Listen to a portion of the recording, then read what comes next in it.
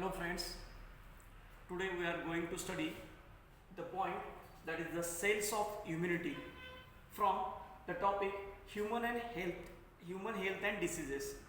So here there are two types of the cells which works in a immunity,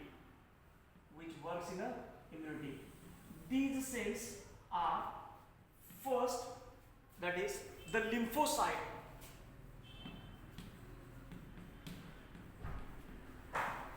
and the second, these are antigen presenting cells.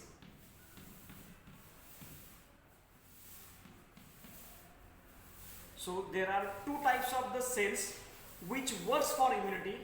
These are lymphocyte and antigen presenting cells. These lymphocytes, these are formed from the stem cells, that is hemocytoblast, which are formed in a fetus. It is developed into the liver, whereas in adult these are formed into the bone marrow. So here these lymphocytes which mature in a bursal lymphoid cells, or these are mature in a thymus. So the lymphocyte is of two types. Lymphocytes, these are of two types. That is first, that is a T lymphocyte, and second, that is a B lymphocyte. काय होतं या ठिकाणी lymphocyte दोन प्रकारचे आहेत. एक आहे T lymphocyte, दुसरी आहे बी लिम्फोसाइट. टी लिम्फोसाइट कशाला म्हणतो आपण? The lymphocyte which mature into the thymus, की जी thymus मध्ये मॅच्युअर होते, which is called as a T lymphocyte, whereas a B lymphocyte which mature into the bursal lymphoid tissue,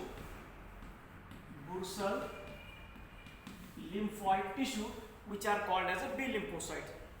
जिथं mature होते त्याच्यावरून त्याचे दोन प्रकार पडलेले आहेत. जर थायमस मध्ये लिम्फोसाइट मॅच्युअर झाली त्याला म्हणायचं टी लिम्फोसाइट. जर तीच लिम्फोसाइट ही बुर्सल लिम्फॉइड टिश्यू मध्ये जर मॅच्युअर झाली तर त्याला काय म्हणायचं? बी लिम्फोसाइट असं म्हणतोय.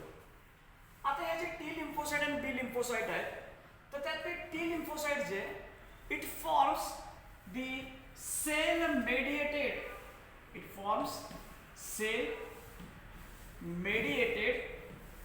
Immune system. काय होतं? ही सेल टी लिम्फोसाइट काय करते? तर सेल मेडिएटेड इम्युनिटी सिस्टीम आहे. whereas B lymphocyte it forms humoral, or which is called as antibody mediated immune system, IS. क्या होतं? The T lymphocyte forms cell mediated immune system, whereas B lymphocyte it forms humoral, or it is called as an antibody mediated immune system. आता काय आहे ते समजून घ्या. The T lymphocyte it starts to form its clone when the invader or antigen introduced in the body. काय होतं? एखाद्या हल्लेखोराने, एखाद्या व्हायरसने, एखाद्या बॅक्टेरियाने आपल्या शरीरात प्रवेश केला की ज्याला आपण म्हणतो इन्व्हेडर असं म्हणतो. आपण त्याला काय म्हणणार आहे? इन्व्हेडर, हल्लेखोर, की आपल्या शरीरावर त्याला हल्ला केला. अशा वेळेस एखादा बॅक्टेरिया किंवा जो कोणी इन्व्हेडर असेल तो शरीरामध्ये एंट्री झाली की हा जो टी लिम्फोसाइट आहे इट फॉर्म्स इट्स 4 क्लोन्स, की त्याच्या 4 प्रकारच्या क्लोन सेल तयार करतो. आता हे जे 4 सेल आहेत स्ट्रक्चरली सेम आहेत, but functionally these are different. मग हे टी लिम्फोसाइट काय आहे? त्या 4 प्रकारचे क्लोन्स तयार करतो. मग आता हे 4 क्लोन सेल कुठले आहेत बघा. First, that is the helper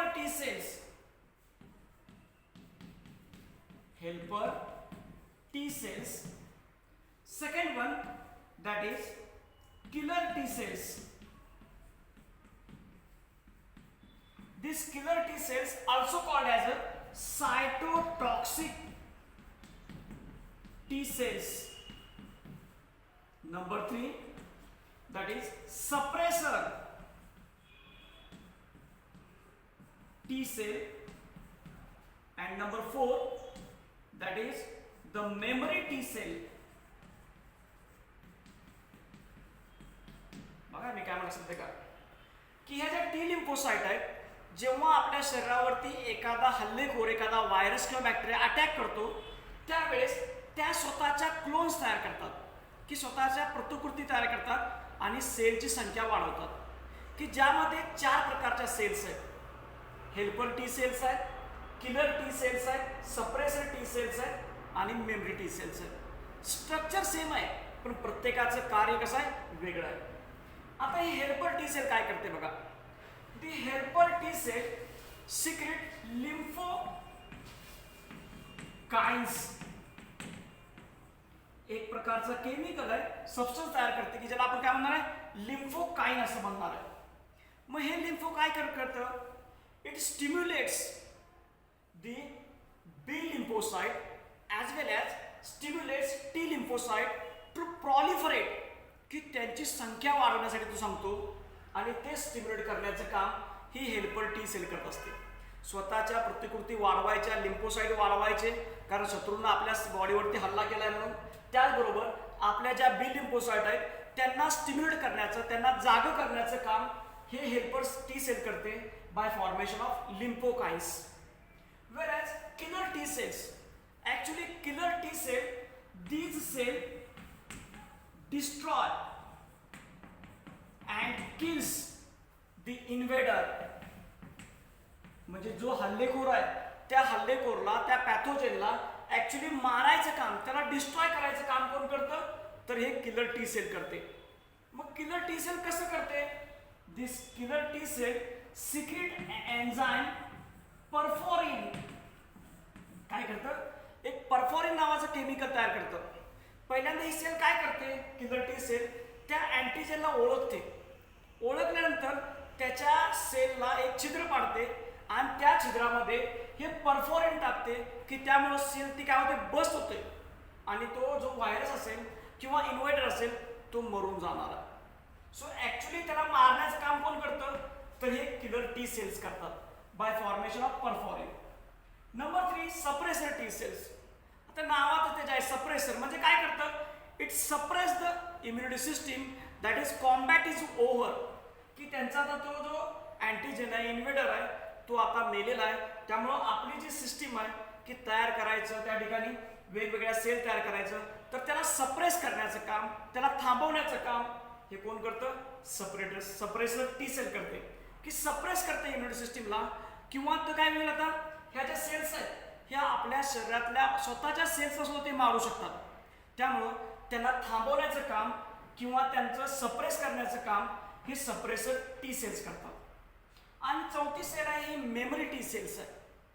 म्हणजे आता आपण त्या ठिकाणी त्या इन्व्हेडरला मारलेला आहे त्या बॅक्टेरियाला मारलेला आहे मग त्याला मारल्यानंतर त्या ठिकाणी त्याला कशा पद्धतीने मारलंय हे आपल्याला माहीत असावं म्हणून त्या ठिकाणी काही किलर टी सेल्स याचं रूपांतर कशामध्ये होतं मेमरी टी सेलमध्ये होतं की ज्या आपल्या शरीरामध्ये कितीतरी वर्ष त्याची मेमरी म्हणून आपल्या शरीरात राहतं. कारण जेव्हा सेकंड अटॅक होईल त्या सेम पॅथोजेनचा तर त्याला आपली बॉडी इझिली त्याला मारू शकते किंवा त्याला आपण इझिली त्याला रेजिस्ट होऊ शकतो. So that is the memory T cell which are first stimulated cells which are keep in the body for next many years की कितीतरी वर्ष आपल्या शरीरामध्ये ती आहे तशी राहत असते. That is the T lymphocytes and it's clone. whereas second that is a B lymphocytes which forms the antigen or humoral mediated system. आता या ठिकाणी काय होतं ही जी बी लिम्फोसाइट आहे ही बी लिम्फोसाइट त्या ठिकाणी 2 प्रकारच्या सेल्स आहेत यामध्ये पुन्हा किती 2 प्रकारच्या सेल्स आहेत. तर फर्स्ट आहे प्लाझ्मा सेल्स. फर्स्ट काय प्लाझ्मा सेल आणि दुसरी जी सेल आहे that is the memory B cells.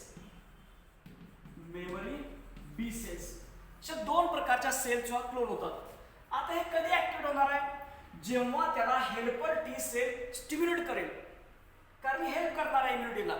त्यामुळे तिनं स्टिम्युलेट केलं की बी लिम्फोसाइट पासून 2 प्रकारच्या क्लोन सेल तयार होणार आहेत. एक प्लाझ्मा सेल तयार होणार आहे आणि दुसरी मेमरी बी सेल.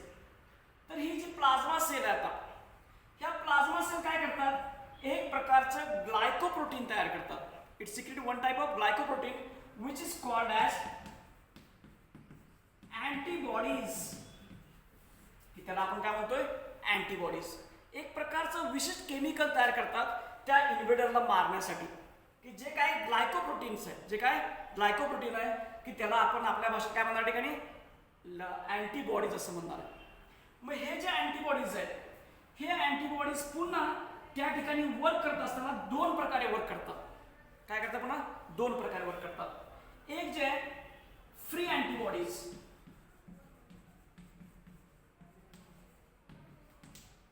फर्स्ट काय फ्री अँटीबॉडीज, अँड सेकंड जे आहे दॅट इज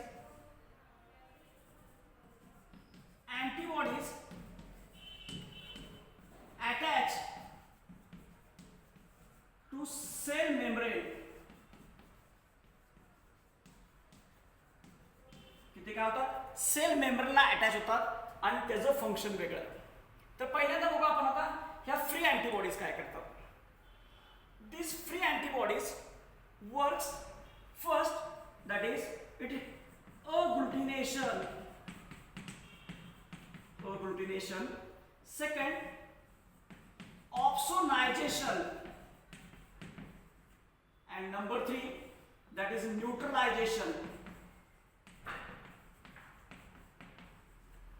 काय होतं बघा, जे प्लाझ्मा मध्ये किंवा आपल्या बॉडीमध्ये ब्लडमध्ये ज्या फ्री अँटीबॉडीज आहेत, this free antibodies first works as a agglutination. ते काय करतात, तर जे व्हायरस आहे, बॅक्टेरिया आहे किंवा सेल्स आहेत, जे इन्व्हेडर्स आहेत, बाहेर आलेले फॉरेन पार्टिकल्स आहेत, त्याला क्लॉट करतं. त्याला काय करतं, क्लॉट करतं, त्याची गुठली करतं, त्याला इमोबिलाइज करतं, त्याला हलू देत नाही कुठं. मग इमोबिलाइज झाल्यानंतर त्याला ज्या आपल्या शरीरातल्या फॅगोसाइट्स आहेत, त्या फॅगोसाइट त्याला एंगल्फ करून टाकणार आहेत.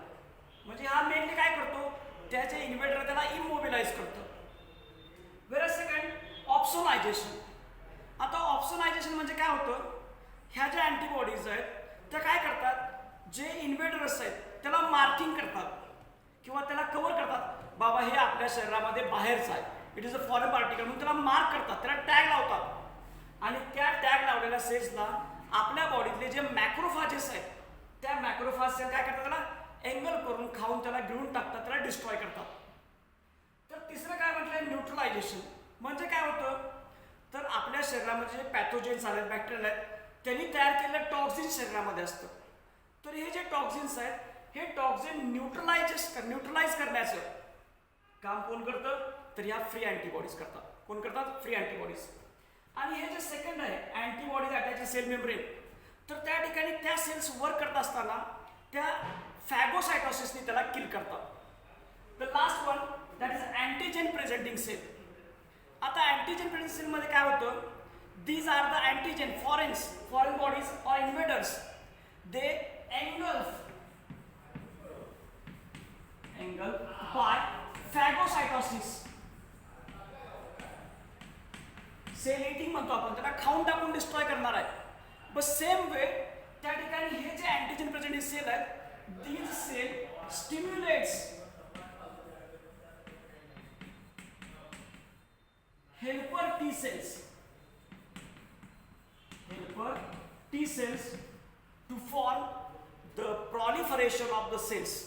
की त्या ठिकाणी ह्या सेल्स काय करतात, तर पुन्हा पहिल्या त्या ठिकाणी असणारे हेल्पर सेल्स जे आहेत, टी सेल्स आहेत, त्याला स्टिम्युलेट करतं. कारण त्यांनी काय केलं पाहिजे, लिम्फोकाइन्स तयार करून या सेलची संख्या वाढवली पाहिजे, तरच आपल्याला त्या ठिकाणी काय करता येईल, आपली इम्युनिटी चांगली ठेवता येईल. लक्षात आलं का, हे काय सेल्स ऑफ इम्युनिटी.